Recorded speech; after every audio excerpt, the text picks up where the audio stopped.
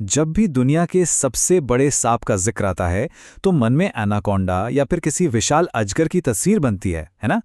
लेकिन सोचिए, अगर मैं कहूं कि करोड़ों साल पहले इस धरती पर एक ऐसा सांप रहता था जिसके आगे आज की ये बड़े से बड़े सांप भी बच्चे लगते हैं। जी हां, आज हम उसी की कहानी जानेंगे। तो आज से करीब 6.5 करोड़ साल पहले डायनासोर इस धरती से खत्म हो गए। एक पूरा युग समाप्त हो गया। तो सवाल ये उठता है कि जब वो चले गए तो पृथ्वी पर सबसे बड़े शिकारी की जगह किसने ली? कौन बना नया राजा? इस कहानी की शुरुआत होती है साल 2009 में कोलंबिया की एक बहुत बड़ी कोयले की खदान से, जिसका नाम है सेरेज़ोन। यहीं पर वैज्ञानिकों के हाथ कुछ ऐसा लगा जो हमारे ग्रह के अतीत के बारे में हमारी समझ को हमेशा के लिए बदलने वाला था।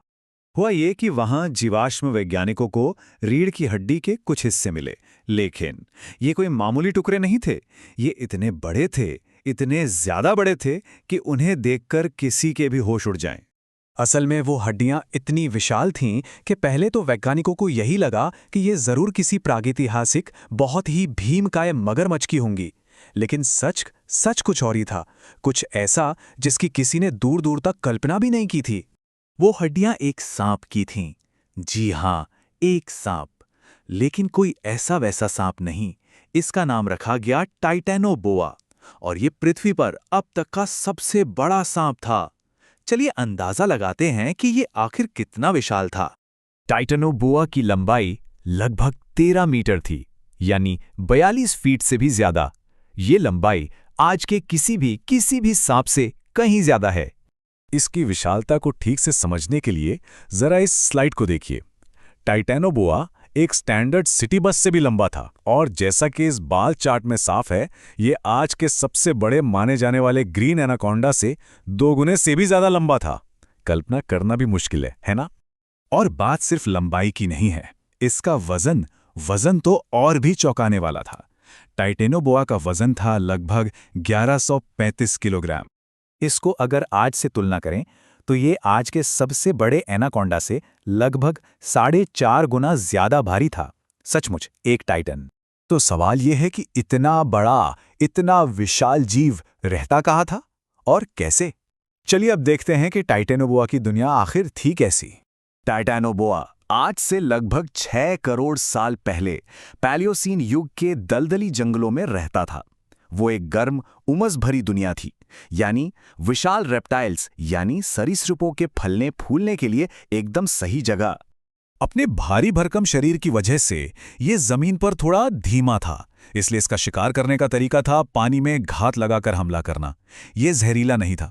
इसके बजाय ये अपने शिकार के चारों ओर लिपट जाता था और उसे लगभग 400 psi के दबाव से भींचता था। मतलब इतना दबाव जो किसी भी जानवर की हड्डियां तोड़ने के लिए काफी है। और ये शिकार किसका करता था? अपने ही जमाने के दूसरे विशाल जीवों का। इसकी डाइट में शामिल थीं विशाल मछलियां और प्रागैतिहासिक मगरमच्छ, जो खुद भी आज के मगरमच्छों से कई गुना बड़े हुआ करते थे। लेकिन सबसे बड़ा सवाल तो यही है कि कोई सांप इतना ज्यादा बड़ा कैसे हो सकता है? इसका राज उसके पर्यावरण में ही छिपा है। इसे समझने के लिए हमें कोल्ड ब्लडेड या एक्टोथर्म का मतलब समझना होगा। देखिए, ये ऐसे जानवर होते हैं जिनका शरीर अपना तापमान खुद कंट्रोल नहीं कर सकता। उनका तापमान उनके आसपास के वातावरण पर ही निर्भर करता है। अब जरा इस स्लाइड को देखिए। टाइटैनोबोआ के समय में अमेज़न का औसत तापमान 32 से 35 डिग्री सेल्सियस के बीच रहता था, और आज ये 22 से 25 डिग्री रहता है।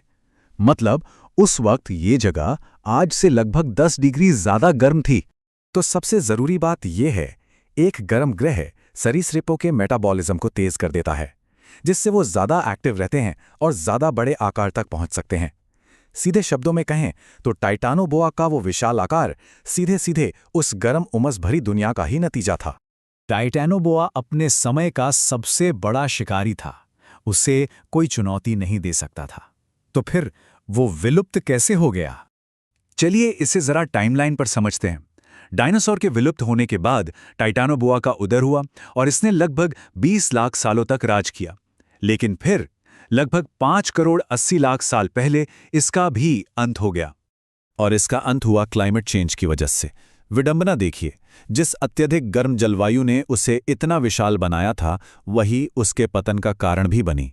जब ग्रह धीरे धीरे ठंडा होने लगा तो टाइटनोबोआ का विशाल कोल्ड ब्लडेड शरीर उस ठंडे होते वातावरण में जिंदा ही नहीं रह सका।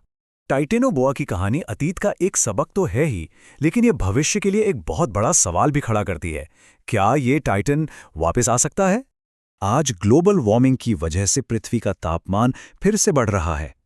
तो क्या पृथ्वी एक बार फिर से विशाल सरीसृपों के विकास के लिए सही परिस्थितियां बना रही है? ये एक सोचने वाला सवाल है। अतीत हमें एक बात तो बहुत साफ साफ दिखाता है। जब पृथ्वी गर्म होती है तो विशाल जीव राज करते हैं।